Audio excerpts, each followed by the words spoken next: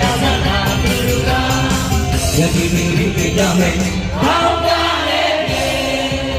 ဘာလဲကောင်းမင်းကြီးတဲ့ဒါဝင်းကြီးဆိုတာကျွန်တော်တို့တက်တော့အဖို့မဖြတ်နိုင်တဲ့ယေဒနာတစ်ပါးပါပဲဟုတ်ပါတယ်တို့ပြည်သူတွေမှာတော့ပြောတာဟုတ်တာကိုလောက်ကြဆိုပြီးတတ်တိတွေအသိဉာဏ်တွေဝေးပေးရတာလေကျွန်တော်တို့ရဲ့ပြီးခင်ဒါဝင်းကြီးပါပဲ